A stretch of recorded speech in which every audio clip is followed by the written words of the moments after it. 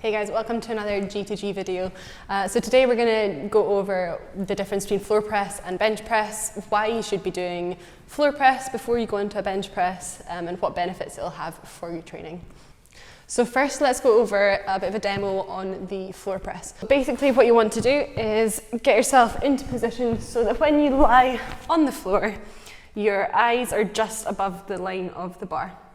Okay, you want to have a bit of a wide stance between your legs, so get those legs out. It's going to help you find more stability. Throughout, engage your core, and then you can get a little bit of a pinch through your shoulder blades and your upper back. So grab the bar. Now you'll feel that this might feel a little bit strange because you've not got any drive from your legs or anything like that, but that is the whole point of this exercise. So you're going to bring it down to sternum height. You'll feel that your floor is going to get in the way, and that is a good sign that you've gone far enough. And then push back up, okay? So down and back up. Just watch that you're not going to lose all tension when you hit the floor, because obviously that's going to take the tension out of the muscle. So just tap and then drive back up. So a couple of things to note when you're doing your bench press.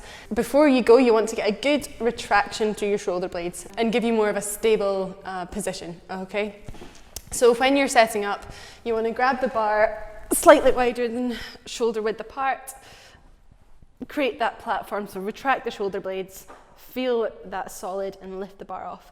You usually want to bring the bar to about sternum height and then push up. Try and engage your pecs or your chest when you do that. Okay, so you'll see that there, because I'm getting that retraction of my scapula, I'm going to have a bit of an arch through my upper back.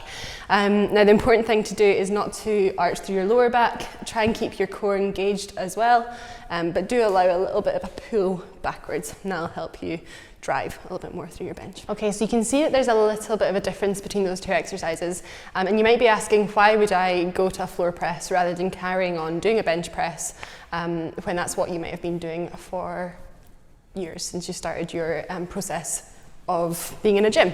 Here at G2G, a floor press is usually the first exercise we go to that is relating to a bench press. The reason for that is because it teaches you how to basically use the correct muscles when you're doing your bench. So it's a bit of a regression from a bench press, but it teaches you how to basically recruit the right muscles to get a drive without using anything else to help you out, or cheating basically your way in the movement. So you'll see that the floor press, because you're lying on the floor, the first thing it does is it takes all leg drive out of the movement. So you're literally just going to be driving that movement from your chest and your triceps. The other thing that it does is it's going to teach you a really good rib cage and pelvis position, keep you engaged through the core, and then teach you to get that retraction through the scaps without arching through your lower back. The third thing it does is it teaches you a good stopping point for your bench.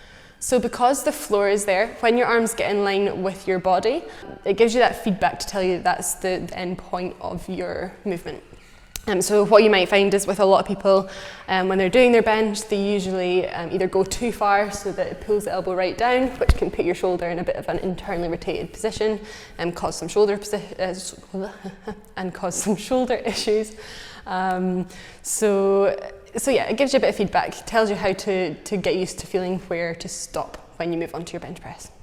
So yes, it can be quite frustrating taking a few steps back to something that you see as a less challenging exercise, but doing that means that you'll be able to progress further, use the right muscles and reduce the risk of injury. So it's also a really good way to have that kind of stepping stone between press-ups and a full bench press, because the bench press can be quite a daunting thing to try. There's a lot of different technique points to it. So if you kind of take this stepping stone, it makes it a little bit easier to make that jump later down the line.